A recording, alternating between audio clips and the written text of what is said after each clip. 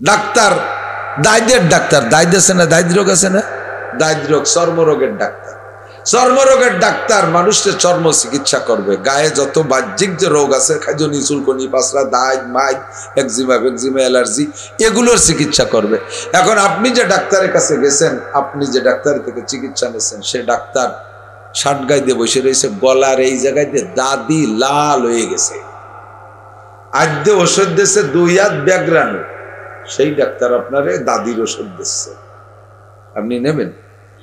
বেটা তুই আমারে চিকিৎসা করবি, তোর ওষুধই তোরই কাজ হয় না, তা আমার কি গুড়ার ডিম হবে? এটা বোঝা আসে কিনা, এরকম একটা ধারণা হয় কিনা? তুমি ডাক্তার চর্মরোগের চিকিৎসা করবা, তোমার চামড়া থাকতে হবে নায়কের মতো তেল তেলিয়া, তোমার গায়ের রং হতে হবে সেরকম, কালা হওয়ার দলা হও, তোমার চামড়া স্কিনে একটা ঘামাসিও থাকতে পারবে না। তুমি যদি এত বড় দায়দার 5 লাখ রোগী হও, তুমি আর বেটাকে কি চিকিৎসা করবে? ফরিদপুর থেকে গাড়িতে উঠছি, মাগুরা যাব, মাঝকান্দির ওই জায়গা গেলি দেই বাসের মধ্যে এক লোক উঠিয়া দাঁতের মাজন বেচতেছে, এক বুড়ো, একটা দাঁতও তার গালে নাই।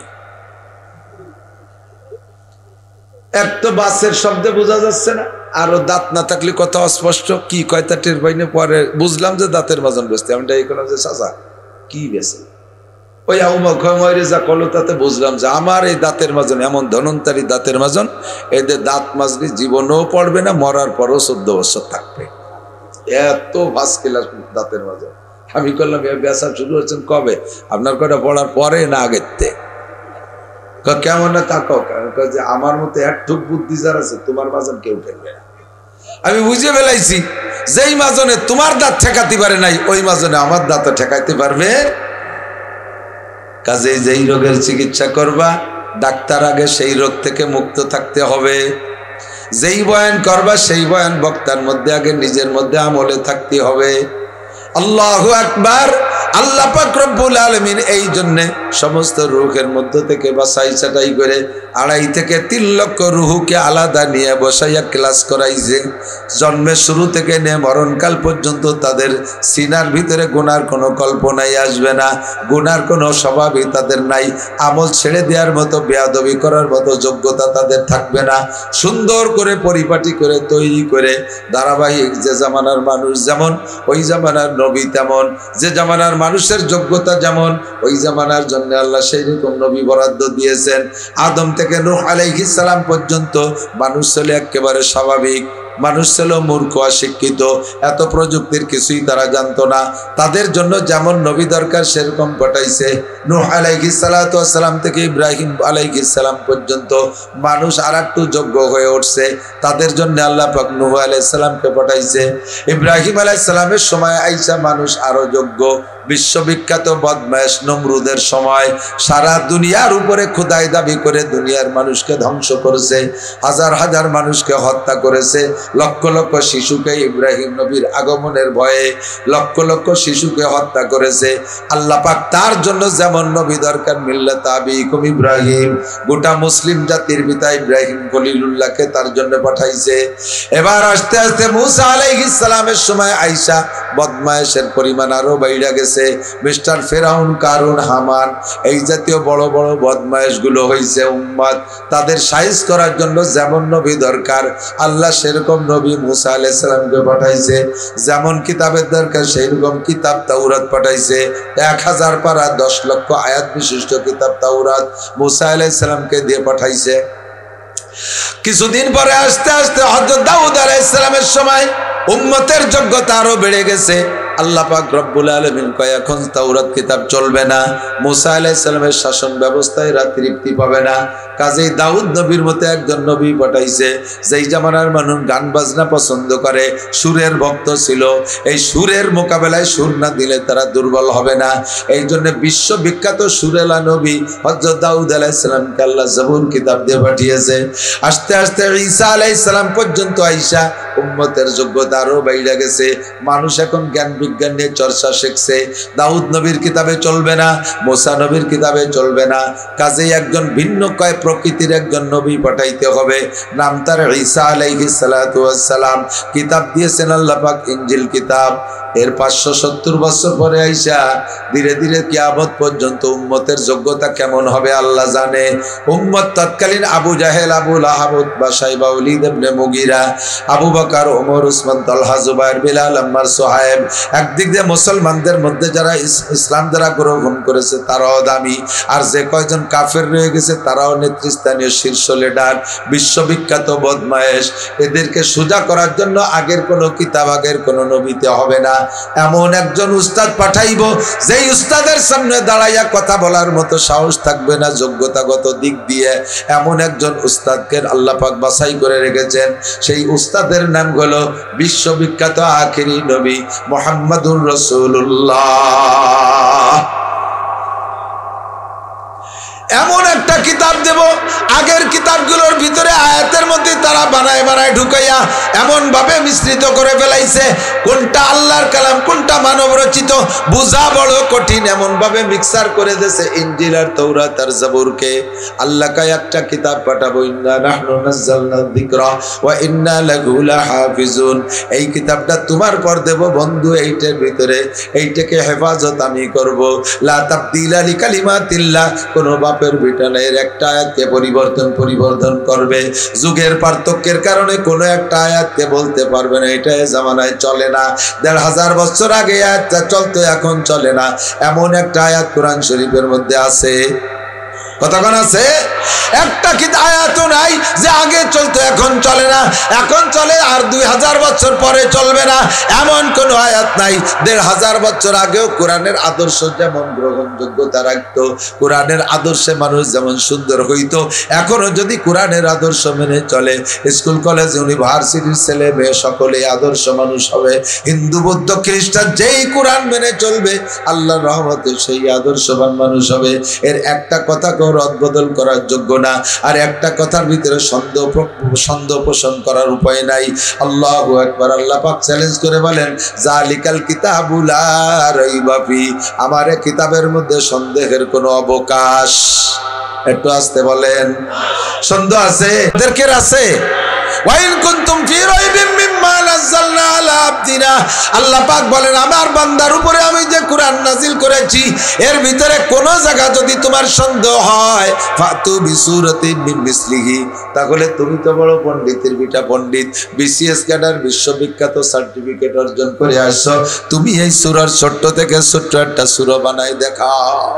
ফাতু বিসূরাতিন মিন মিসলি ইন্না আতাইনাকাল কাউসার ফাসাল্লি লিরাব্বিকা ওয়ানহার ইন্না শানিয়াকা হুয়াল আবতার। মাত্র 3 আয়াতের একটা সূরার মতো সূরা বানাই দেখাও। আজও পারে নাই, এখনো পারে নাই, কোনদিন পারবে বলে বিশ্বাস? কথা বলেন, পারবে? কোনদিন পারবে না। এই কোরআনে কারিমের শুরু থেকে শেষ পর্যন্ত বিশ্বাস করা ফরজ, আমলের গুলো আমল করা ফরজ, যেটা আল্লাহ হুকুম করেছে আমল করা ফরজ, যে আর পুরো কোরআনের সব নুক্তায় নুক্তায় বিশ্বাস করা ফরজ। এই কোরআনে কারিম কেমন শুনলে আশ্চর্য হবেন। সিদ্দিকা আয়েশা রাদিয়াল্লাহু তাআলা আনহার কাছে তৎকালীন খলিফাতুল মুসলিমিন নবী পাকের পরে আবু বকর, আবু বকরের পরে হযরত ওমর, ওমর যখন প্রেসিডেন্ট খলিফাতুল মুসলিমিন। যুবক মনে রাখো, খালি ভাষা কানে শুনো না, শোনা আমার দিক লক্ষ্য করো। নবী পাক হযরত ওমরের রাষ্ট্রের আয়তন ছিল পৃথিবীর 2/3, অর্থাৎ 3 ভাগের 2 ভাগ মিলে একটা রাষ্ট্র। একটু বলেন না সুবহানাল্লাহ। আয়তন শুনলে আশ্চর্য হবেন। মানব বসতির দিক দিয়ে আয়তন ছিল 2,40,00,000 বর্গ মাইল। কত বড়? 2,40,00,000 বর্গ মাইল, প্রায় বাংলাদেশের সমান না? হ্যাঁ, এরকম কয়টা বাংলাদেশ লাগে এত বড় দেশের মানুষের পায়খানা বান্তি? হ্যাঁ, এত বড় দেশের প্রেসিডেন্ট নবী পাকের সাহাবাদের মধ্যে প্রথম সময়কার সাহাবা 40তম রোল নাম্বার হযরত ওমরের। রসুলের মাদ্রাসায় ভর্তি হওয়ার দিক দিয়ে 40 নম্বর রোল নাম্বার ভর্তি রোল, আর রেজাল্ট আউট হওয়ার পরে রোল নাম্বার হয়েছে 2। 1 নম্বরে আবু বকর, 2 নম্বরে ওমর। বলেন রাদিয়াল্লাহু আনহু। ওনার ইলম আর আমলের কোনো তার অভাব ছিল না। ফার্স্ট ক্লাস পলিটিশিয়ান, আন্তর্জাতিক খ্যাতি সম্পন্ন যোদ্ধা, গায়ে শক্তিও ছিল, জোয়ানও ছিল, সবচেয়ে বেশি লম্বা ছিল। এই মহামানবটার ভিতরে কোনো তার কম নাই। উনি যায় সিদ্দিকা আয়েশার কাছে বলতেছে, মা আয়েশা, ওনার মেয়ে হাফসা আর আয়েশা হলো সতীন, দুইজনই রসুলের স্ত্রী। হাফসা ওমরের মেয়ে আর আয়েশা আবু বকরের মেয়ে রাদিয়াল্লাহু আনহুম। এই দুইজনই সতীন, হাফসা আর আয়েশা রাদিয়াল্লাহু আনহুমা। এই দৃষ্টিকোণ থেকে হযরত ওমর যে আয়েশাকে বলতেছে, ওমা আয়েশা কাইফা কানা কুলুকু রাসূলিল্লাহি সাল্লাল্লাহু আলাইহি ওয়াসাল্লাম, মা নবী পাকের চরিত্র সম্পর্কে আমার একটু বলবা, হুজুরের চরিত্র কেমন ছিল? আয়েশা জবাব দিলেন, চাচা যান, আপনি ইসলাম গ্রহণ করেছেন আমার টোটাল বয়সের 5 বছর আগে। আমার বয়স যখন 18, আমি তখন বিধবা হয়েছি, আর তখন নবী ইন্তেকাল হয়েছেন, আর নবী ইন্তেকাল করেছেন নবুয়তি পার 23 বছর পরে। আপনি নবীর 23 বছর নবুয়তি দেখেছেন, আর আমি মাত্র 18 বছর দেখেছি। তার ভিতরে 9 বছর আমার শিশুকালের মধ্যে কেটে গেছে। আমি 9 বছর নবীর ঘরে বসবাস করে এই 9 বছরে কি বা শিখছি, আর আপনি জানছেন নবীর 23 বছর নবুয়তি জিন্দেগি। আপনি নবীর আখলাক সম্পর্কে আমার সাথে 1000 গুণ বেশি জানেন। আমার কাছে এইটা জিজ্ঞেস করে আমার লজ্জা দিচ্ছেন কেন? আয়েশা, হযরত ওমর বললেন, ওমা মানুষ, এই কথা হবে না, ওমা মানুষের, পুরুষের স্বভাব 2 রকম হয়ে থাকে। এদিক পুরুষের স্বভাব 2 রকম হয়ে থাকে, বাহিরে একরকম, ভিতরে আর এক রকম। খেয়াল করেন, পুরুষের স্বভাব 2 রকম, বাহিরে একরকম, ভিতরে আর এক রকম। কোন কোন পুরুষ আছে বাহিরে একেবারে বিড়ালের মতো ভিজে বিড়াল, কুশলির বাজারে গেলে পোলাপনে চড় দেয়, থাপ্পড় খাইয়া মুখ মালিশ করে এটি চলে এসে জব দিতে পারে না। বাড়ি এসে বিটিকের সাথে একেবারে সিংহর মতো চুল ধরে আইলো লাঠি দাও, ও লাখের বাড়ি আর চিনিস, আমি এদেশের পাইছিও, উনি এদেশের পাইছো, দেখাই ছাড়িয়ে দেবো, আব্বা কবিও ছাড়বো না। বিটিকের সাথে খুব পারে, বাইরে পোলাপানের কাছে লাথি চাল খায়, জব দিতে পারে না। এরকম বাহাদুর আছে না? আবার কেউ কেউ আছে বাইরে একেবারে সিংহর মতো, সামনে দেখেও হেঁটে যেতে পারে না, হাঁটতে গেলে তত্তরায় কাঁপে, বাড়ি এসে বোর কাছে চড় খায়। সুবহানাল্লাহ। এরকম আছে না নাই? কথা গান বাহিরে যায় 1000 টাকা চার দোকানে খরচ করে, অথচ বাড়ি এসে বাড়ি বাজার কয়টা তিটফুটিও কিনে আনে না। এরকম 2 রকম আছে। বাইরে যে মানুষের সাথে হাসি খুশি সালাম কালাম, ঘরের মধ্যে এসে বউ বাচ্চার সাথে একেবারে ফেগা ধরিয়ে একের সাথে কথা কয় না। এইরকম 2-3 রকম আছে। বাইরে গেলে জম্মের খাওয়া খায়, বাড়ি এসে কিছু খায় না। আবার অনেকে আছে বাড়ি যা রান্না করে গোশ মাছ সব বাইসে বাইসে খুঁটিয়ে খুঁটিয়ে আশের সার মতো খালি গেলে কের জন্য কিছু তৈ না। আবার বাইরে কোনো খারাপ অনুষ্ঠানে গেলে সে সময় 2 নেলা খেয়ে শীত হয়ে পড়ে। এইভাবে বিভিন্ন দিক দিয়ে পুরুষের স্বভাব 2 রকম হয়ে থাকে, বাইরে একরকম, ভিতরে একরকম। ওমা আয়েশা, আমরা নবী পাকের বাহিরের অবস্থাটা জানি, যেহেতু আমরা পুরুষ, আমরা হুজুরের সাথে বাইরে বাইরে ঘুরি। ভিতরের খবর মা তুমি জানো, আর তুমি বাইরের খবরও জানো। নবী পাকের বাইরে তুমি হুজুরের সাথে সফরও করেছো অনেক জায়গায়, ভিতর বাহির সব তুমি জানো। তাই তোমার কাছে জানতে চাইলাম নবী পাকের উভয় জগতের আখলাক কেমন। সিদ্দিকা আয়েশা বললেন, ইয়া খলিফাতুল মুসলিমিন আলা তাকরাউল কুরআন, ওগো আল্লাহর খলিফা, নবী পাকের খলিফা, আপনি কি কোরআন পড়েন না? পড়ি তো কোরআন, 30 পারা কতবার যে খতম দিছে আয়েশা ঠিক নাই। আমি কোরআন পড়ে তোমার এই প্রশ্নের জবাব, আমার প্রশ্নের জবাব তুমি কি দিলে? আমি তো কোরআন পড়ি, তুমি বলো এর দ্বারা কি বুঝাইতে চাও? সিদ্দিকা আয়েশা বলেন, কানা কুলুকুল কুরআন। একটু জোরে বলেন সুবহান। কানা কুলুকুল কুরআন, আমার নবী, আপনার নবী, বিশ্ব নবীর চরিত্র হুবহু 30 পারা কোরআন শরীফ। আলিফ লাম মিম যালিকাল কিতাবুল লা রাইবা ফি, আলহামদুলিল্লাহি রাব্বিল আলামিন থেকে নিয়া সূরা নাসের সিন পর্যন্ত 30 পারা কোরআন শরীফে আল্লাহ পাক যাহা বলেছেন, বিশ্ব নবী একটা প্র্যাকটিক্যাল নবী, একটা প্র্যাকটিক্যাল কোরআন। 30 পারা কোরআন শরীফ ফিজিক্যাল কোরআন, মুহাম্মদুর রাসূলুল্লাহ প্র্যাকটিক্যাল কোরআন। একটু বলেন না সুবহানাল্লাহ। এই লোকটাকে আল্লাহ পাক কিয়ামত পর্যন্ত জ্ঞানী বিজ্ঞানী যত আসবে না কেন সকলের জন্য উস্তাদ হিসেবে পাঠিয়েছেন।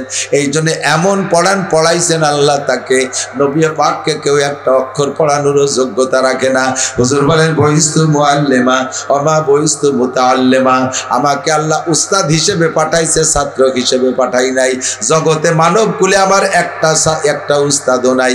আব্বার কাছে পড়বো জন্মের আগে মারা গেছে, মায়ের কাছে পড়বো পড়ালেখা শেখার বয়সের আগে মারা গেছে, দাদার কাছে পড়বো শেখার আগে চলে গেছে। এরপরে যারা ছিল তারা আমারে পড়াইতে পারবে না। বরঞ্চ যত বড় বড় পণ্ডিত হোক না কেন, আমি মোহাম্মদ ছেলেবেলা থেকে যেভাবে চলাফেরা করি, ওরা ওই পণ্ডিত হইয়া আমার এই চাল চলন আমার থেকে শেখে। আমি কিভাবে কথা বলি, মুরব্বীরা আমার কথা থেকে কথা শেখে। আমি কিভাবে পানির গিলাস ধরি, মুরব্বীরা আমার থেকে শেখে। আমি কিভাবে পোশাক পরি, মুরব্বীরা আমার থেকে শেখে। আমারে শিখানোর মতো জগতে আল্লাহ কোনো মানুষ রাখে নাই, আমাকে আল্লাহ উস্তাদ হিসেবে পাঠাইছে। বলি না সুবহানাল্লাহ। ও দোস্ত আমার, নবী যত যোগ্য হোক না কেন, একদল সর্বকালে শত্রুতাই করেই আসছে। একেবারে নবী পাকের নবুয়তি পাওয়ার শুরু থেকে নিয়ে আগের 40 বছরের মধ্যে কোনো শত্রু ছিল না। জন্মের পরে 40 বছর পর্যন্ত যারা সবচাইতে বেশি বন্ধু ছিল, সবচেয়ে বেশি মহব্বতের ছিল, তারাই পরবর্তীতে নবুয়তি প্রকাশ করার পরে সবচেয়ে বড় শত্রু হয়েছে। তার মধ্যে অন্যতম নবী পাকের আপন চাচা, এটা সৎ চাচা না, আপন চাচা আবু লাহাব, হুজুরের একান্ত আপন চাচা আবু লাহাব। এইটা ছিল হুজুরের সবচেয়ে বড় বন্ধু। কেমন বন্ধু শুনে আশ্চর্য হবা। আল্লাহু আকবার। ওই আবু লাহাব, নবী পাক জন্ম নিয়েছেন সোমবারে। নবীর জন্ম থেকে নিয়ে 40 বছর পর্যন্ত প্রত্যেক সোমবারে আবু লাহাব নবী পাকের জন্ম দিবস পালন করত। স্বর্ণের পিয়ালায় তেল ঢাইলে বাতি জ্বালাইতো। আমার ভাতিজার স্মরণে আমি স্বর্ণের পিয়ালায় বাতি জ্বালাই। প্রত্যেক সোমবারে জন্ম দিবস পালন করত। এত বড় মহব্বত ছিল তার। বান্দির ভিতরে যে বান্দিটা সবচাইতে বেশি প্রিয় বান্দি ছিল, যার সাথে দৈহিক মিলনও করত, এই মহব্বতের বান্দিরা সুদর্শন সুন্দরী ছিল। ওই বান্দি যাইয়া আবু লাহাবের কাছে খবর কয়, মালিক আপনার মরা ভাই আব্দুল্লাহর স্ত্রী আমেনার পেটে একটা সন্তান জন্ম নিয়েছে, একটা পুত্র সন্তান। জীবনে আমি, আমার বিশ্বাস, আমার চোখ দিয়ে তো আমি দেখি নাই, দুনিয়ায় কোনো চোখ এমন সুন্দর সন্তান দেখে নাই। খবর পাইয়া এই সুয়াইবা যখন আবু লাহাবকে বলছে, মালিক আপনার এই ভাতিজা জন্ম নিয়েছে, সঙ্গে সঙ্গে শাহাদাত আঙ্গুলের ইশারা দিয়া সুয়াইবারে কয়, সুয়াইবা তুই আজ থেকে আজাদ, আর তোর বান্দি থাকা লাগবে না। আঙ্গুলের ইশারা দিয়ে আজাদ করে দিয়েছে। বুঝে দেখেন তাহলে নবী পাকের জন্ম থেকে আবু লাহাব নবীকে কত ভালোবাসে। আল্লাহু আকবার। এই আবু লাহাবকে আল্লাহ পাক রব্বুল আলামিন বললেন, তোমাকে আমি একটা পুরস্কার দেব, তুমি যেটা করেছো আমার নবীর জন্য, আমার নবীর জন্য যে কিছু করবে তারে আমি খালি হাতে ফিরেই না পুরস্কার দেই। তুই আমার নবীর জন্মের পরে আঙ্গুলের ইশারা দিয়ে সুয়াইবারে আজাদ করে দিয়েছিস, এর প্রতিদান আমি তোরে কিয়ামত পর্যন্ত দেব, এবং জাহান্নামে যাওয়ার পরও দেব। আবু লাহাব 1 সেকেন্ডের জন্য বেহেশতে যাবে না, চির জাহান্নামী। তার সারা গায়ে আগুন লাগানো তাকে সর্বক্ষণ। শুধু প্রত্যেক সোমবারে সকাল থেকে, প্রত্যেক সোমবারে শোবে সাদেক থেকে সন্ধ্যা পর্যন্ত এই ডান হাতের শাহাদাত আঙ্গুলটা ঠান্ডা হয়ে যায়। এইটা ঠান্ডা হয়ে যায়, মুখের মধ্যে দিয়ে একটু চুষা দিলে একটু ঠান্ডা পানি পায়, একটু ঠান্ডা পানি পায়। এই আঙ্গুলটা ঠান্ডা হয় শুধু এ কারণে, ওই আঙ্গুল দিয়ে ইশারা দিয়ে নবী পাকের জন্মের খুশিতে সুয়াইবাকে আজাদ করে দিয়েছিল। বলেন না সুবহানাল্লাহ। আমার নবীর সম্পর্কে যেই যতটুকু করেছে আল্লাহ তারে প্রতিদান দিয়েছে। এই আবু লাহাব নবী পাককে 40 বছর পর্যন্ত জন্ম দিবস পালন করেছে। আল্লাহু আকবার। 40 বছরের মাথায় যখন নবী পাক কলেমার দাওয়াত দিয়েছে, আবু লাহাব সহ নেতৃস্থানীয় কয়েকজনকে দুপুরবেলা খানা খাওয়াইয়া ঘরের মধ্যে বসাইয়া নবুয়তির দাওয়াত দিয়েছেন, কলেমার দাওয়াত। সবাইকে বলতেছেন, হে আমার মুরব্বী মহোদয়, কুলু লা ইলাহা ইল্লাল্লাহ মুতুফলিহুন, আপনারা একটু লা ইলাহা ইল্লাল্লাহ মুহাম্মাদুর রাসূলুল্লাহ পড়েন, দুনিয়াও নেতা আছেন, আখিরাতেও নেতা থাকবেন। এই কথা বলার সাথে সাথে খেলা শুরু হয়ে গেল। আবু লাহাবই সর্বপ্রথম, আবু জাহেলও না, উতবাও না, সাইবাও না, ওয়ালিদ ইবনে মুগিরাও না, আবু সুফিয়ানও না, ওই মজলিসে ওমর ছিল কেউ না। সর্বপ্রথম দাঁড়াইয়া আবু লাহাব কয় তাব্বান লাকা ইয়া কাসিস আলিহাযা দাউতানা, হে ধ্বংস কপাল পোড়া, ধ্বংস হয়ে যা। দুপুরবেলা খাওয়াই দেয়, পাম্পট্টি দিয়ে বসাইছি সেই কথা কওয়ার জন্য। তুই আমার বংশের কলঙ্ক, এতদিন পর্যন্ত তোরে ভালোবাসি, আজকে থেকে তোরে ভালোবাসবো না, তুই ধ্বংস হয়ে যা। নবী পাককে বদদুয়া দিলে, বদদুয়া দিল আবু লাহাব, বদদুয়া দিয়ে কয় ধ্বংস হয়ে যা। নবী পাকের চেহারা মলিন হয়ে গেছে।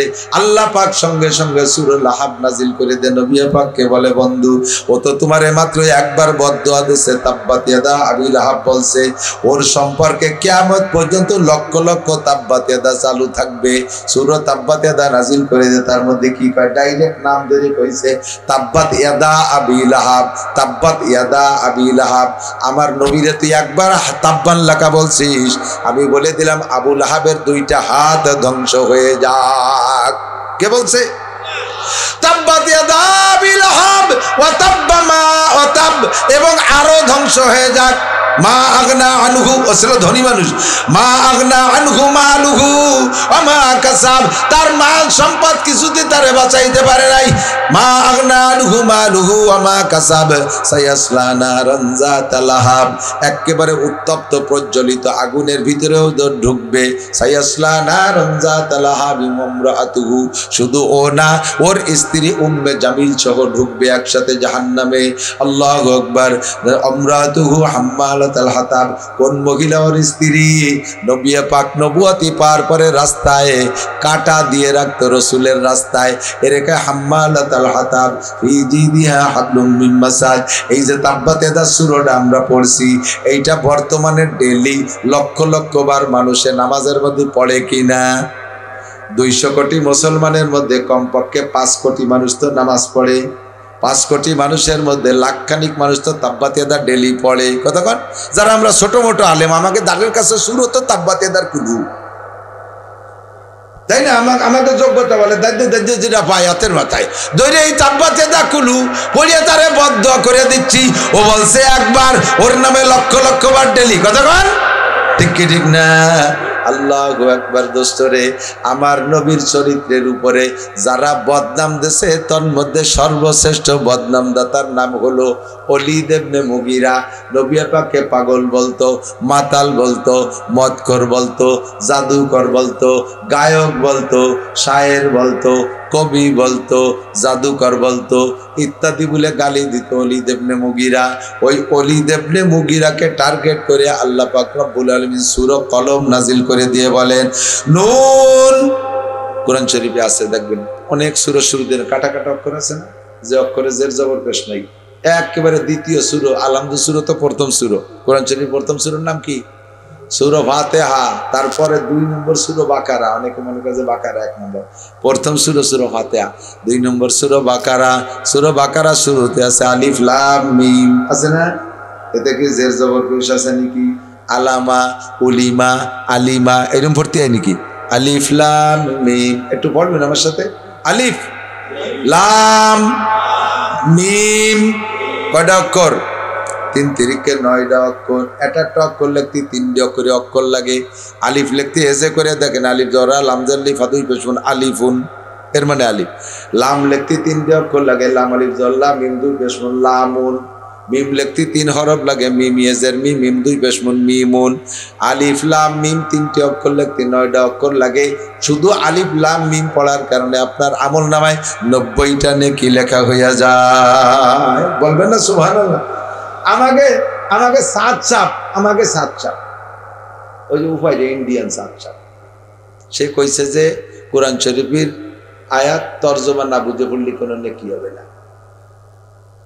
এইরকম যদি ফতোয়া দেয়, তাহলে সাধারণ পাবলিক যারা কোরআন শরীফের তর্জমা জানেন না, আপনারা কে পড়বেন?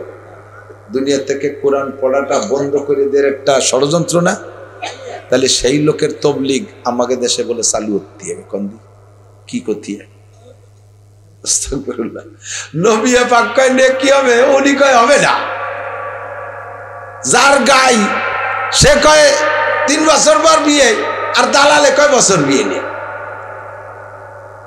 একজন এই গাই বেচতে গেছে, একটা গাই 4 বছর কলই খাইছে, তা গাবটা হয় না, রাগ করে উদয়পুরিয়াটা বেচতে গেছে। কারণ দালাল তো সব উদয়পুরিয়াটা সবচেয়ে বেশি দালাল। দালালে এসে ভাই গাই বেসবো? হ্যাঁ বেসবো। গায়ের গুণাগুণ কি? আরে ভাই শুনে লাভ নেই। শয়তানরে 4 বছর কলই খাইছি, ভুসি খাইছি, পয়মন কিচ্ছু হয় না। ও কি বড়ি খাইছে না কি দেখিয়েছে আল্লাহ গর্বটার বোধনে না। ওই শিয়ালাই দেবো, বেস্তি না পারলে কুরবানি দেবো। কয় যে তুমি ওই করলি গাই বেস্তি পারবা না, তুমি চুপ করে থাও, কয়টা দেবা বেসে দিতে এলি তাই কর। কয় 300 টাকা। ঠিক আছে, 300 টাকা কন্ট্রাক্ট ঠিক হইয়া দালালে গাই বেসবে। তো উনি তো দাঁড়ায় রয়েছেন, দালাল গায়ের দাম আলোচনা করতেছে। কাস্টমার আসে, আসার পরে দালালে কয় শুনবে তো গুণাগুণ, গাই হলো তো এখন দালাল হয়েছে। গাই কেমন? বছর বিয়ে নেই, কোনো কোনো বছর 11 মাসে হয়। দুধ সকালে 4 কেজি, বিকেলে 2 কেজি। গাইও রে তু ফিটেস্ট মুসা আলাইহিস সালামের গাই মতো, মুসাল্লামাতুল লা শিতা ফিহা ফাযাবাহুহা ওয়া খাদা। গায়ে একটা দাগ ধাব্বা নাই, লাল টকটকে দেখার মতো। এখন দেহে শুনে পছন্দ হয়েছে, এত গুণবতী গাই না কিনবে কিনা। দাম দর ঠিক হয়ে গেছে, পরে কছে মগে ওই বেচারাটা গাই দেখছি, এটি নেবো না ওইটি নেবো, একটু ভাবি আসি, তাই দরবার হতে গেছে। এর মধ্যেই গাই এলাকায় গাই বেসবো না, গাই এলা দালাল রেখা গাই বেসবো না। দালালকে বেসবেন না কে? কয় যদি বছর বিয়ে নেওয়া হয় আর ডেলি 6 কেজি দুধ হয় তা বেসবো কে? দালালের ভাষণে গাই এলা ব্যবসাকের মধ্যে গড়িয়ে গেছে। গাই শালা তাই 300 টাকা পেলা, সেই দুঘরে থেকে খরা কবলে বাধায় দাঁড়ায় রয়েছি, তুমি বেসবো না, একটা আহ্লাদ করতে এসে। কয় তার বেসবো কে? যা বছর বিয়ে নেই আর ডেলি 6 কেজি দুধ হয়। আরে এইভাবে না করলে কি বেচা যায় নাকি? গাইরিস্তে দালালের জোর বেশি, চিন্তা করে। গাইরিস্ত মুহাম্মদুর রাসূলুল্লাহ সাল্লাল্লাহু আলাইহি সাল্লাম বলেন, মান করা হারফাম মিন কিতাবিল্লাহ ফালাহু হাসানাতুন ওয়াল হাসানাতু বিআশরি আমসালিহা। যে আল্লাহর কোরআন থেকে একটা হরফ পড়ে আল্লাহ তাআলা তাকে 10টি নেকি দান করে। কন্না সুবহানাল্লাহ। গাইরিস্তে কয় এক হরফে 10টা কি তরজমা বোঝা লাগবে না, আর দালাল কয় তরজমা বোঝা ছাড়া নেকি হবে না। উম্মতের থেকে তিলাওয়াতে কোরআনকে মুছে দেওয়ার একটা পাইতারা, ঠিক কি ঠিক না?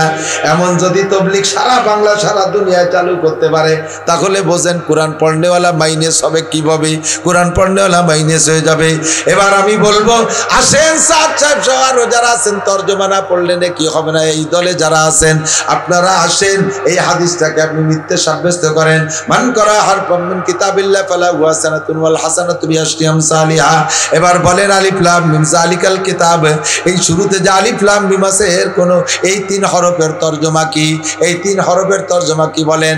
রইসুল মুহাদ্দিসিন, রইসুল মুফাসসিরিন, সারা দুনিয়ার নবী পাকের পরে যত মুফাসসির কিয়ামত পর্যন্ত আসবে আর এই পর্যন্ত আইসা গেছে, তাদের সকলের নেতা হলো আব্দুল্লাহ ইবনে আব্বাস রাদিয়াল্লাহু তাআলা আনহু, নবী পাকের চাচাতো ভাই আব্বাস রাদিয়াল্লাহু আনহু ছেলে।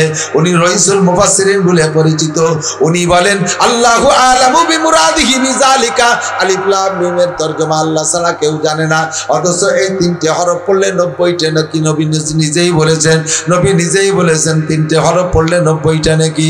আল্লাহ আমাদেরকে এমন কিতাব দিয়েছেন যে কিতাব বুঝে পড়ি আর না বুঝে পড়ি তাতে নেকি আছে। কথা কোন ঠিক কি ঠিক না? আল্লাহু আকবার। বাকি এই হরফের তরজমা জানবই বা কি করে? রে ইংরেজিতে কয় শর্ট হ্যান্ড। কি কয়?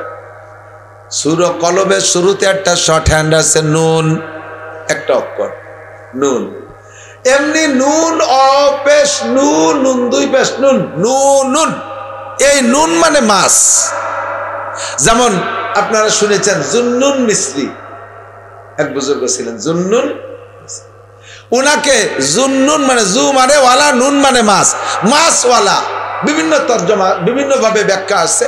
উনি মাছ কেনা বেচা করতেন, মাছের ব্যবসা করতেন, অথবা মাছ ধরতেন, অথবা মাছ বেশি পছন্দ করতেন, এই জন্য ওনাকে মাছওয়ালা বলে। দেখছেন শ্রোতার সাইড ওর কেন ওয়াশোনার বয়স হয়েছে, এখানে বসে খালি টাটু বাড়তে। এই যত মাহফিল কয়টা খুদকুড়ো সামনে বসে, এরাই এই আইরুবানিয়ত্তি তালে থাকে, ওকে জালে আমার রজের লাইন কেটে যায়। আর এমনি একটা অক্ষর নুন, এর কোনো তর্জমা নাই।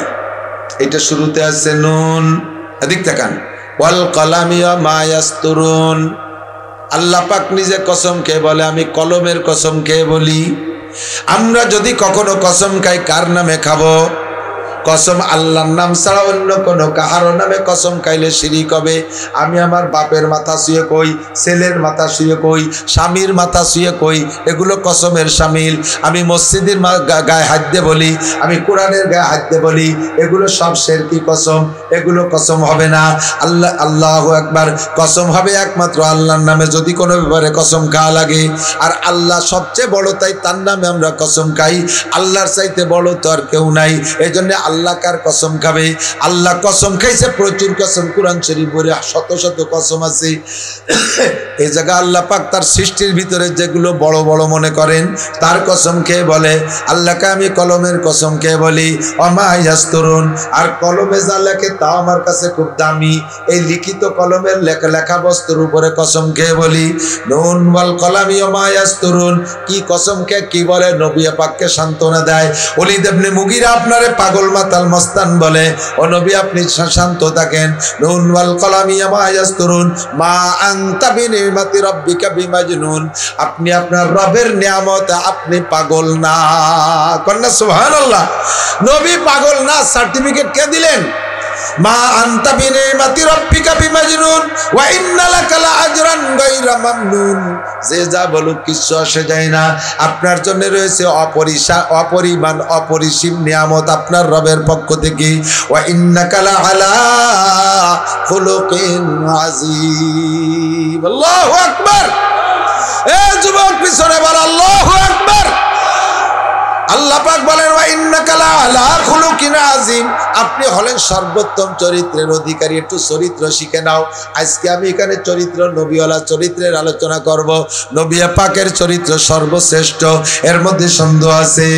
কথা বলেন। আমাদের বাংলাদেশে যত রাজনৈতিক নেতা আছে, আমি যত ভালোবাসি আর যত মাথার জনকে জানি, সমস্ত নেতাদের সারা জীবনের চরিত্র এক পাল্লায় রাখবেন। শুধু বাংলাদেশি না, সারা পৃথিবীর সমস্ত নেতাদের চরিত্র এক পাল্লায় রাখবেন। আর আমার নবীর জীবনের মাত্র একদিনের চরিত্র এক পাল্লায় রাখা হবে। কার পাল্লা ভারী হবে? নবী পাকের চরিত্রের পাল্লার ওজন বেশি হবে। কথা কোন ঠিক ঠিক না? এ ব্যাপারে কি আপনারা একমত? এ ব্যাপারে আপনারা একমত? এ ব্যাপারে আপনারা বিশ্বাসী? কিয়ামতে নবী পাকের সাথে জান্নাতে যাবেন, কোনো সন্দেহ নাই। বলেন আলহামদুলিল্লাহ। আমরা এই ইয়াকিন রাখবো, এই বিশ্বাসে বিশ্বাস স্থাপন করে। দেখছেন শ্রোতা কি হচ্ছে? ওয়া ইন্নাকা লাআলা খুলুকিন আযীম। আমার নবীর চরিত্র সবচাইতে মন্দ না ভালো? ভালো বলে সার্টিফিকেট দিয়েছেন আল্লাহ। ভারতের কোন নোমো যদি আমার নবীর চরিত্রের সমালোচনা করে, বাংলাদেশের কোন কুলাঙ্গার যদি সমালোচনা করে, তাহলে কিছু আসে যায়? তবে আসে যাবে না কেন? আমার চোখের সামনে, হাতের সামনে পাইলে আমি যদি তার জবাব না দেই, তাহলে বোঝা যাবে আমার ইমানের মধ্যে দুর্বলতা আছে। কথা কোন ঠিক ঠিক না? কাজী নজরুল ইসলামের কবিতা, বিশ্বনবীর অপমানে যদি না কাঁদে তোর মন, এই বিশ্বনবীর অপমানে যদি না কাঁদে তোর মন, মুসলিম নও মুনাফিক তুমি নবীজির দুশমন। কথা কোন ঠিক ঠিক না? মুসলিম নও মুনাফিক তুমি নবীজির দুশমন।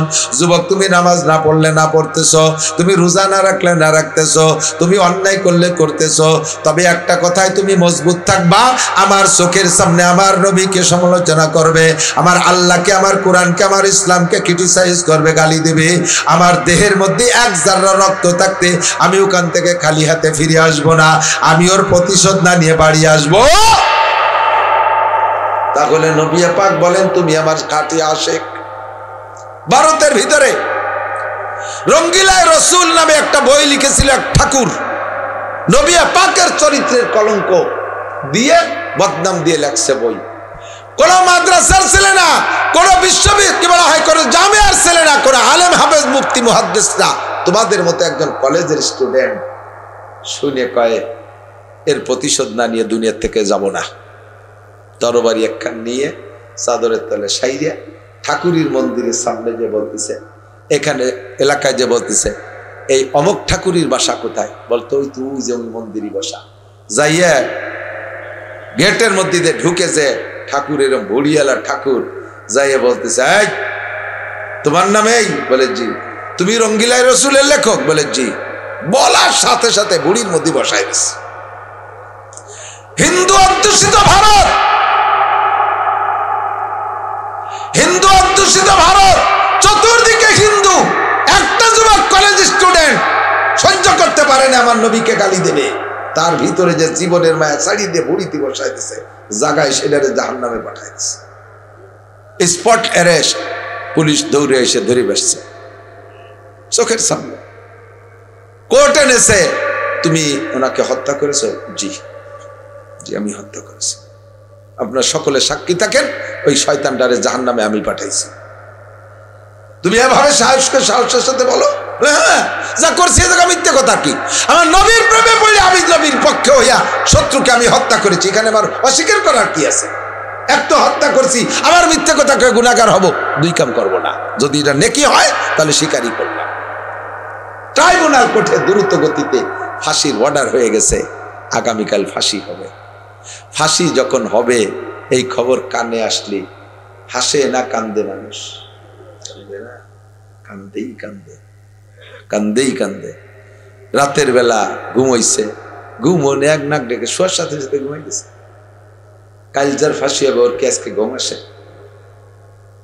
অনাসে হিসাব নামাজ পড়িয়ে শুয়ে পড়ছে, ঘুমাই গেছে।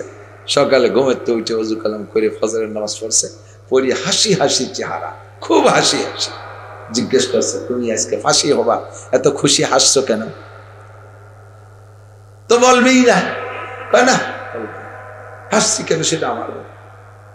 তো জিজ্ঞেস করতে করতে ওলামাই কেরামি জিজ্ঞেস করছে হাসলি কেন, একটু কইয়ে যা। হাসি তো হবেই। স্বপ্নে দেখি বিশ্ব নবী আমাকে ডেকে বলতেছে তুমি তাড়াতাড়ি আসো, আমি রেডি আছি, তোমাকে অভ্যর্থনা জানানোর জন্য আমি দাঁড়িয়ে আছি। হুজুর জান্নাতের মধ্যে আমার জন্য দাঁড়িয়ে অপেক্ষা করতেছে, হুজুর আমাকে হাতছানি দিচ্ছে। সেই জন্য যত তাড়াতাড়ি মরবো তত তাড়াতাড়ি আমার মাসুক নবীর সাথে আমার সাক্ষাৎ হবে, এই খুশিতে আমি হাসতেছি। কন্যা সুবহানাল্লাহ, আল্লাহু আকবার। যুবক তুমি এভাবে রেডি থেকো। যদি এখন ইসলামের পক্ষে যুদ্ধ আসে, কাফেরদের মোকাবেলায় লড়তে যদি আসে, জিহাদের ডাক আসে, রেডি আছো? প্রাণ খুলে বলো। আওয়ামী লীগ বিএনপির জন্য যতটুকু রেডি তার চেয়ে লক্ষ কোটি গুণ বেশি রেডি আমরা। কতক্ষণ? ওগুলো সব দল নিপাত যাক, আমার নবীর সম্মানে আমার জীবন দিতে রাজি। ঠিক কি ঠিক না? নারে তাকবীর, নারে তাকবীর। বিশ্ব নবীর অপমান সইবে না রে মুসলমান। বিশ্ব নবীর অপমান, বিশ্ব নবীর শত্রুরা, ইহুদিদের দালালরা, নেতানিয়াহুর চালারা, নারে তাকবীর। সত্যি না বলেন? সত্যি। আল্লাহ কবুল করুন। যারা এখানে হাত জাগাইছে আল্লাহ হাতগুলোকে কাবার গায়ে পৌঁছাই দিও। যাবেন হজে, যাবেন না উড়াকান্দি হজে? দুর্গা পূজা, কালী পূজা, সরস্বতী পূজা, লক্ষ্মী পূজা, আজকে রাত্রে যারা 31st নাইট আমলে যাবে সবগুলো হজের খাতাতে নাম কাটা। এখানের থেকে যাইয়া শুয়ে পড়বা, আরামসে ফজরের নামাজ পড়বা। আল্লাহ পাক আমি যে দোয়া করছি আজকে রাত্রে দোয়া কবুল হওয়ার একটা রায়। কারণ সবাই নোংরামি করতেছে, সব জায়গা থেকে নফসকে টাইট করে দমন করে আইসা আল্লাহ দিনের জন্য বসে আসো। তোমরা আজকে মর্দে মুজাহিদ, যুবকরা মর্দে মুজাহিদ। বুড়োরা তো কোনো দিক যায় না, বুড়োরা তো বুড়ো হয়ে গেছে। যুবক তোমরা যার বয়স আছে, তোমরা গোপালগঞ্জ গেলে না, বিভিন্ন জায়গায় গেলে না, খ্রিস্টানদের ওখানে গেলে না। আজকে 31st নাইট, কালকে 1 জানুয়ারি। তারিখটা গণনা শুরু হয়েছে কোন জায়গা থেকে জানো? তারিখটা গণনা শুরু হয়েছে হযরত ঈসা আলাইহিস সালাতু ওয়াস সালামকে শুলি চড়াইছিল বলে দাবি করে সেই দিনের থেকে। তো একজন জলিলুল কদর রসুলকে শুলি চড়াইয়া সেই সুবাদে আনন্দ করে সেখান থেকে যেই সাল গণনা শুরু হলো, ওই সালটা কি মুসলমানদের বিপক্ষে, পক্ষে না বিপক্ষে? পক্ষে না বিপক্ষে? তাহলে জীবনও কোনোদিন, শুধু আজকে না, কোনোদিনও 1 জানুয়ারিকে আমি স্বাগতম জানাইতে পারি। এটা নবী রাসূলদের শত্রু, ইহুদিরা নবী রাসূলদের শত্রু। জলিলুল কদর রসুল ঈসা আলাইহিস সালামকে শুলি চড়াইয়া সেই থেকে সাল গণনা করে 2024 সাল শেষ হলো, 25 সালে পা দিচ্ছে। তাই খ্রিস্টানরা নাচন গান আনন্দ ফুর্তি করতে পারে, কোনো মুসলমানের সন্তান করতে পারে না। যদি কোনো মুসলমানের সন্তান এই কাজে যায় তাহলে বোঝা যাবে তার জন্মের মধ্যে কোনো না কোনো সমস্যা আছে। পশ্চিমে ভেজাল আছে, পশ্চিমে মিক্সার আছে। কিভাবে মিক্সারটা তো বলা লাগে না, তারপরও বলা যায়। এই যে যেমন আমাকে দেশি গাইর পেটে জার্সি বাছুর হয় না, এরকম ভেজাল ভেজাল হয় আর কি, ওই অন্য কায়দায় হয় আর কি। তাই সেইভাবে এরকম কোনো ঝামেলা আছে। আর কি কব, বাংলা আর নাই। আর জীবনেও কোনোদিন 1 জানুয়ারিকে স্বাগতম জানাবো ঠিক 1 বৈশাখে পান্থাই লিশ দিয়ে বৈশাখরে বরণ করব না। কতক্ষণ আমরা মুহররমকে বরণ করব, কারণ মুহররম আল্লাহর হিসাব। মুহররম কার হিসাব? মুহররম আল্লাহর হিসাব। নবী পাক বলেছেন, এ যুবক মনে রাখিস, ভুলে যাস না, কবে আর ফিরে আসি না। আল্লাহর রাসূল বলেন, মান ওয়াসা আলা ইয়ালিহি ফিন নাফকাতি ইয়াউমা আশুরা ওয়াসাল্লাহু আলাইহি সাইরা সানাতিহি। কি হইছে? কি হইছে? মশাই কামড়াচ্ছে। মান ওয়াসা আলা ইয়ালিহি ফিন নাফকাতি ইয়াউমা আশুরা। এ যুবক, আমি যুবকদের টার্গেট করি, তোমরা ভালো হলে সমাজ ভালো। বুড়োরা এমনি মনীষী হয়ে গেছে, বুড়োকে ঠ্যাং কবরে চলে গেছে, চাকা একটা পাংচার হয়ে গেছে, এখন বাইসারতে গেলে পায়খানা করে দেয়, পেশাব করতে গেলে পায়খানা করে দেয়। ও সব বুড়োকে দিয়ে পাশ ওপাশ কোনো জায়গা কাজে লাগে না। কাজেই বুড়োরা যে শুয়ে থাকলে অসুবিধা নাই, তোমরা মানুষও শোনা। আমার প্রিয় বন্ধু যুবকরা, নবী পাক বলেন, মুহররমের 10 তারিখে দিনের বেলা রোজা রাইখা রাতের বেলা যদি পরিবারের সদস্যদেরকে নিয়ে সাধ্য রোজায় তৌফিক অনুযায়ী ভালো খানা খায়, আল্লাহ পাকের ওসিলায় আগামী 1 বছর রুজির বরকত বাড়াইয়া দেয়। 1 বৈশাখে ভান্তা ইলিশ খাইবা, সারা বছর যাবে ভান্তা খাতি খাতি। দিনের শুরুতে যদি বাড়ি থেকে না খাইয়ে বাইর হয়, যে জায়গা যাবা ভালো ভালো খাবার সবাই খেয়ে যাচ্ছে, তোমারে কেউ বসতি কয় না।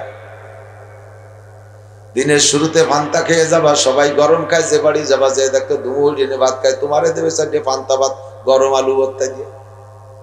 ভর্তা আলু গরম, কিন্তু ভাত দেশে ভান্তা। বাড়িতে ভান্তা খেয়ে বেরোইছ। তাই যদি সত্যি হয়, মুরব্বীরা বলতো, এই সকালবেলা বাড়িতে খালি বই যাস না, জানে যাবে নি সেখানে না খেয়ে মরতে হয়।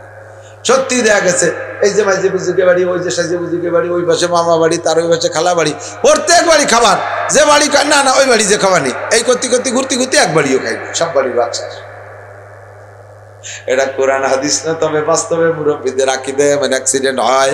বছরের শুরু যদি হয়, দিনের শুরু যদি খালি মুখে গেলে সারাদিন না খাওয়া হয়, দিনের শুরুতে পান্তা খাইলে যদি দিন যায় পান্তা খাইতে খাইতে, 1 বৈশাখ বছরের শুরু পান্তা খেয়ে শুরু করবা, সারাটা বছর যাবে পান্তা খাতি খাতি। ইরিদান পানিতে তলায় যাবে, বড়দান পানিতে তলায় যাবে, আউশ দান পানিতে তলায় যাবে, দানই পান্তা হয়ে যাবে, খাই সাথে পারবি না। আল্লাহ বাসালিয়ে না খাইয়ে মরতে হবে। কাজেই আমরা ওই নোংরামি করবো না। ওর নাম দেশে মঙ্গল শোভাযাত্রা। এই মঙ্গল শোভাযাত্রা কোনো মুসলমানের বাচ্চার হতে পারে না। মঙ্গল শোভাযাত্রা ঢাক ঢোল থালা বাসন কুলো হাড়ি বাতিল মাইটিয়ে লাস্টে যে সামনে একটা ভুতুম পেশা নিয়ে গিয়ে চলে গেছে, যেই ভুতুম পেশা, ভুতুমি ছবি না, ভুতুমির ছবি বলে মঙ্গল শোভাযাত্রা। অথচ ওই ভুতুম পাখি রাতে বাড়ির পাশে গাছে কুক কুক করে ডাকলি কয় কি যেন রোগ ব্যাধি হবে না, যার ডাকের মধ্যে রোগ ব্যাধি সে আবার মঙ্গল শোভাযাত্রার আমি রয় কি এলে। মঙ্গল শোভাযাত্রার রাহবার হয়েছে ভুতুম পেশা। মানে কি যে কব, আমার রাখছে। মুসলমান অনুকরণে পাকা, অনুকরণে পাকা, কিন্তু যেখানে অনুকরণ দরকার সে জায়গা করবে না, অনুকরণ করবে যে ঠাউর কুরকে সাথে। অমুসলমানের সাথে অনুকরণ করবে। এই জন্য নবী 1500 বছর আগে বলেছে, যুবক মনে রাখ, 1500 বছর আগে নবী ভবিষ্যৎবাণী দিয়েছে, আমার উম্মত অনুকরণ করার কথা ছিল। আল্লাহ বলেছেন, কুলাতিউল্লাহ ওয়া আতিউর রাসূল ওয়া উলিল আমরি মিনকুম। আল্লাহর হুকুম নবী পাকের কাজ ও কর্মের অনুসরণ আর অনুকরণ, আর তোমাদের মধ্যে যারা উলামায়ে কেরাম বড়রা আছে, পীর মাশায়েখ, তাদের অনুকরণ অনুসরণ করবা। এইটা ছিল তোমাদের উপরে অর্ডার। কিন্তু আমার উম্মত অনুকরণ অনুসরণের দিক থেকে স্টার্টিং ঘুরাইয়া বাম দিক নিয়ে যে অনুকরণ করবে, খ্রিস্টান ইহুদ নাসারা কাফের মুশরিকদের অনুকরণ করবে। করতে করতে করতে করতে এত নিচে নেমে যাবে উম্মত, এত নিচে নেমে যাবে আমার উম্মত, মুসলমান উম্মত। অমুসলমানের অনুকরণ তাদের এত ভালো লাগবে, যদি দেখে কোনো মুসলমান খ্রিস্টানের বাচ্চা সে তার মাকে নিয়ে রাস্তায় ধর্ষণ করতেছে, মায়ের সাথে জেনা করতেছে, মুসলমানের সন্তানও মনে করবে এর মধ্যে ক্রেডিট আছে, সেও তার মাকে নিয়ে রাস্তায় চলে যাবে। এত নিচে নেমে যাবে মুসলমান। যখন পড়েছি উস্তাদের কাছে শুনেছি কেমন যেন উদ্ভট মনে হইতো, কিন্তু এখন দেখি পদে পদে মিলে যায়, এখন দেখি পদে পদে মিলে যাচ্ছে অনুকরণে। কথা কন ঠিক না? আরে মেসি যেমন দাড়ি রাখে, মুসলমানের বাচ্চা সেই রকম দাড়ি রাখে। নেইমার যেমন দাড়ি রাখে, মুসলমানের বাচ্চা সেই রকম দাড়ি রাখে। চলচ্চিত্রের মুসলমান ইন্ডিয়ান নায়ক নায়িকারা যেভাবে চুল কাটায়, আমার দেশের যুবকরা সেইভাবে কাটায়। আরে পশ্চিমে খ্রিস্টানের বাচ্চারা যেমন টাইট পাছাবে বেরোনো প্যান্ট পরে, আমার মুসলমানের সন্তানগুলো সেইভাবে পরে। হিন্দুর মেয়েরা কপালে টিপ নাই, মুসলমানের মেয়ে কপালে টিপ নাই। হিন্দুর মেয়ের গায়ে বোরকা নাই, মাথায় বোরকা নাই, মুসলমানের মেয়ের বোরকা নাই। হিন্দুর ছেলে নামাজ পড়ে না, মুসলমানের ছেলে নামাজ পড়ে না। হিন্দুর মুখে দাড়ি নাই, খ্রিস্টানের মুখে দাড়ি নাই, মুসলমানের মুখে দাড়ি নাই। আরে মুসলমানরা সুদ ঘুষ খায়, মুসলমানও সুদ ঘুষ খায়। মুসলমানরা হালাল হারাম বাসা গোটা নাই, যা পায় তাই খেলে তাই খায়, মুসলমানও তাই করে। হুজুর বলেন আমি যা বলেছি ভবিষ্যৎবাণী দেখো মেলে কি মেলে না। নিজে চোখে দেখেছি বাংলাদেশের বড় একজন সেনাবাহিনীর অফিসার, নাম বলবো না, বললে অসুবিধে নাই, প্রায় আজ থেকে 27 বছর আগের কথা। আমি সচক্ষে দেখেছি ঢাকা ডিএইচএস এর ভিতরে, ঢাকা ডিএইচএস এর ভিতরে যে শেওড়াপাড়া, যে শেওড়া বাজার যে ডিএইচএস বিশ্ব রোড বসুন্ধরার আগে, ওই জায়গা যে ডিএইচএস এর ভিতরে ভোরবেলা প্রত্যেক দিন দেখতাম একজন সেনাবাহিনীর ভালো ধরনের অফিসার, ওর ভিতরে বাড়ি পাইছে, পজিশন পাইছে। অফিসার বাপ হাফ প্যান্ট পরা, গায়ে কিছু নাই, শুধু একটা হাফ প্যান্ট পরা, গরমকালে দিন। আর তার যুবতী মেয়ে 15 থেকে 16 বছর বয়স হবে, এই মেয়েটাও হাফ প্যান্ট পরা, মেয়ের গায়ে একটা টেপ গায়ে। বাপে মেয়ের হাত ধরে ডিএইচএসের ভিতরে দিয়ে এপাশ ওপাশ মার্চ করে, এপাশ ওপাশ মার্চ করে। দুই বাপ বেটি একেবারে কাঁচা হলুদের মতো চেহারা, এমন করে গায়ে টেপ পরা মেয়েটা, আর পরনে একটা হাফ প্যান্ট, বাপ খালি গায়ে পরনে একটা হাফ প্যান্ট। এইভাবে বাপ বেটি ঘুরতেছে। এটা নবী যে বলেছেন যে মুসলমানের সন্তান তার মাকে নিয়ে রাস্তায় চলে যাবে, তার চাইতে কম কি? তার চাইতে কম কি? একটুও কম না। কথা বলেন ঠিক কি ঠিক না? হে মুসলমান, তোমাকে আল্লাহ পাক কি বলেন? ইয়া আইয়ুহাল্লাযীনা আমানু, হে আমার অন্ধ জগতের অটল বিশ্বাসী পাগলরা, লা তাত্তাখিযুল ইয়াহুদা ওয়ান নাসারা আউলিয়া, ইহুদ নাসারাকে বন্ধু বানাইও না, ইহুদ নাসারাকে বন্ধু বানাইও না। কার বন্ধু বানানো কাকে বলে? হুজুর বলেন আলমার ওমান তা আলমার ওমা মান আহাব্বা, যার সাথে যার মিল হবে তার সাথে তার ভালো, যার সাথে যার ভালোবাসা তার সাথে তার কিয়ামত, যার সাথে যার মোহাব্বত তার সাথে তার কিয়ামত। হুজুর বলেন মান তাশাব্বাহা বিকওমিন ফাহুয়া মিনহুম, যাকে যার মতো দেখা যাবে, যার কাজ যার সাথে মিলবে, কিয়ামতের ময়দানে তাকে তার সাথে বিবেচনা করা হবে। ওয়া ইয়াতাওয়াল্লাহুম মিনকুম, আল্লাহ বলেন ওয়া ইয়াতাওয়াল্লাহুম মিনকুম ফাইন্নাহু মিনহুম। আজকে 31st নাইট এটা মুসলমানদের আমল না, এটা অমুসলমানরা উদযাপন করতেছে।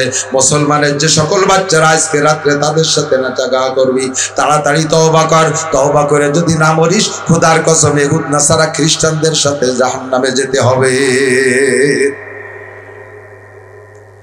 আখলাক যদি শিখতে হয়, আমার নবীর আখলাকের থেকে আখলাক শিখতে হবে। কতক্ষণ দুনিয়ার কোন জেনারেল যত বড় শিক্ষিত হোক, বিশ্ববিখ্যাত পণ্ডিত হোক, ওই কালমার্স টালমার্স যারা কয়, ওদের থেকে কোনো আখলাক শেখার মতো নাই, তাদের নিজেদেরই আখলাক নাই। তারা আমাদের কি দেবে?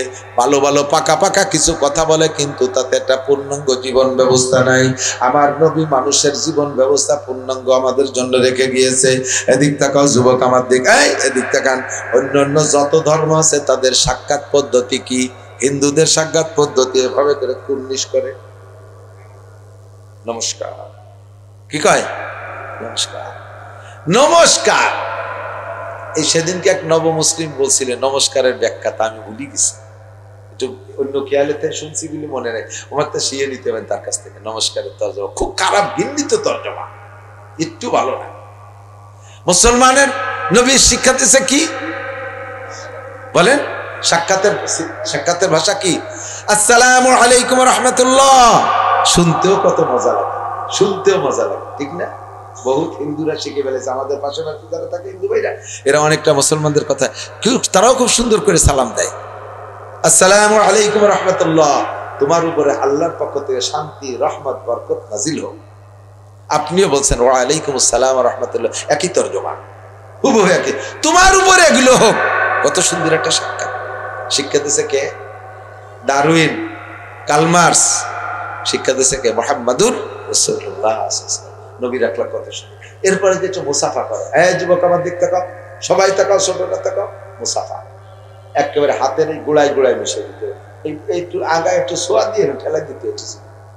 আর করোনার পরে মুসাফা হয়েছে বক্সিং, 2 ঘুষিতি মুসাফা, হাতে হাতে লাগতে পারে, মারিয়ে দিবা না হে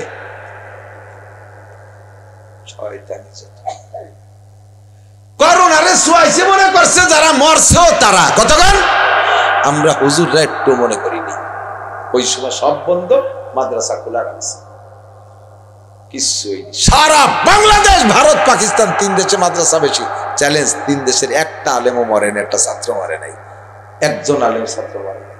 আমরা ওই সময় মাদ্রাসা খুলছি, আর ওই সময় ছাত্র বাড়িয়ে গেছে, কারণ স্কুল বন্ধ তো, পোলাপান ঠিকই মাদ্রাসায় দিছে।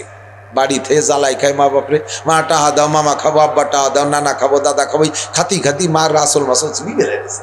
এবার যদি বাস দিতে কোন মাদ্রাসা খোলা আছে, আছে তো কুশকি খোলা আছে, পর কুশকি দিয়ে বরিয়ে গেছে। এই শোয়াইছে এভাবে ট্যাঙের মধ্যে পাও ভরিয়ে দিয়ে ইলিশ পাইলিং দিছে। জাগাত কমতো, একটা নাহের নিঃশেষ বার হইয়ে করোনা সহ আর একটা নাক দিয়ে ভাষা দিয়ে বার হয়ে গেছে, তবুও মরি নেই। শয়তানি খালি, যে কটা ভয় পাইছে ওই কটা মরছে, ঠিক কিনা? আল্লাহু আকবার। আমরা মুসাফা করবো হাতে, একেবারে হাতের গোড়ায় সুন্দর, যুবক আমার দিক ভদ্রতা শেখো, ভদ্রতা শেখো। এ তো নবীর আখলাক শেখানোর জন্য বলছি। আমরা যখন আসছি, এই যে আজকে আসছি, আমি রাগ করছি, কেউ আমার পাশে থেকে রাগ হয়ে গেছে, আমার মিজাজ খুব খারাপ হয়ে গেছে। আসার সময় শ্রীকোণ রাস্তায় দিয়ে এক জায়গায় ঢুকছি, চলতে পারছে নতুন গাড়ি। আমি তো গরিব মানুষের বলে অনেক কষ্ট করে গাড়ি কিনছি। এই গতকাল গেল গাড়ির টাকা সব দিছি, 46 লাখ টাকা, 27,000 টাকা। এ কামাইয়ত্তি আমার চাল মুড়িয়ে গেছে। ওর গায়ে একটু দাগ লাগলি আমার এখানে কাটিয়ে ফেলানোর চাইতে কষ্ট পাই। গাড়ি জায়গায় একে আছে শুনিয়ে দেয় কিরকম লাগে। বড়ের কাটা কুঞ্চিতে ঘষা লাগছে, আমার সাল চামড়া চুলিয়ে গেছে। ওই যেতে গাড়ির গায়ে ঘষা লাগছে, আমার কলজে চুলিয়ে গেছে। এই জায়গা আসলেই পোলাপান ধরে দরজা ধরে টানতেছে, ভিতরে লক করা, তুই দরজা ধরে টান দিলি তো আমার হ্যান্ডেলটা ছিঁড়ে যেত, আগের গাড়ির হ্যান্ডেল ছিঁড়ে ফেলেছে। তোমার তো এই দায়িত্ব দিইনি, তুমি কেন আমার গাড়ির দরজা টানবা? তুমি আমার খেদমত করতে যে মোহাব্বত, খেদমতের সিস্টেম বুঝতে হবে। আমি গাড়ি কিনছি, আমি গাড়িতে উঠা শিখছি, গাড়ি বসা শিখছি, দরজা খোলা শিখছি, আটকানো শিখছি, এর দায়িত্ব তোমার না। আমি আর এক জায়গায় মাহফিল করে এখানে ধরেন আসছি, গরমকাল, সেখানে গাড়ি টাইমে ভিজে গেছি, নিজের গাড়ি বাড়ির মতো, আমার গাড়ির মধ্যে কেউ নেই, আমি একা জামাটা খুলে বসে গেছি। আমি খালি গায়ে বসা, এখানে আসবো, গন্তব্যে পৌঁছানোর পরে আমি দরকার রেডি হবো, হয়তো উঠেই ঘুমিয়ে গেছি। সেই অবস্থায় আইসি, ড্রাইভার এসে হুজুর ওঠেন, মাহফিলে চলে আসছে। আমি তো আমার খালি গা, চট করে তুমি টাইম দিয়ে খুলে ফেললে, দেখলে যে হুজুর কিসের মতো বসে গেছে। সেখানে ছোট বড় সবাই মনে রাখবা, জীবনও কোনোদিন কাহারও গাড়ির দরজা খুলে খেদমত করবেন না। একথাটা মনে থাকবে তো ইনশাআল্লাহ। ভদ্রতার সাথে দরজা খুলে বেরোয় পারি নেই, মুসাফার জন্য পাগল হয়ে গেছে। আমি দাঁড়াতে পারতেছি না, মুসাফার জ্বালায় ঠ্যাং চলে যাচ্ছে গাড়ির তলে। মুসাফার আগে জায়গা ক্লিয়ার করে দেন, আমি নামি সুন্দর করে সাক্ষাৎ, আসসালামু আলাইকুম, ভদ্রতার সাথে সালামের শুরু হতে হবে সুন্দর, ভদ্রতার সাথে আসসালামু আলাইকুম রাহমাতুল্লাহ, কেমন আছেন হুজুর, কাকা কেমন আছেন, ভাই কেমন আছেন, এভাবে সালাম দিয়েছে। আমরা হুজুর কোন চাইছেন, আমাদের বেটা আবার এরকম কন্তর সালাম, এরকম কন্তর সাক্ষাৎ, এটা আদবের খেলা। কথা কন, সালাম করে হাতটা ধরে মুসাফা, হালকা হালকা একটু জাকি দেওয়া শুরু করে, দুইজনের হাতে হাতে। এই বড়দের সাথে এক হাতে মুসাফা করলেও মুসাফা হবে, তবে বড়দের সাথে যদি ছোটরা হাত দাও, 2 হাত দেবা, এক হাত দিয়ে হাত দেবা, আদবের খেলা। হ্যাঁ, সমস্যা কি, এক হাত দিয়ে দিলে হবে। মুরব্বীদের সাথে 2 হাত ছাড়া মুসাফা করবে, 2 হাত দিয়ে হালকা জাকি, আর জাকিটা হালকা তা মাফি জুবে দিতে হবে।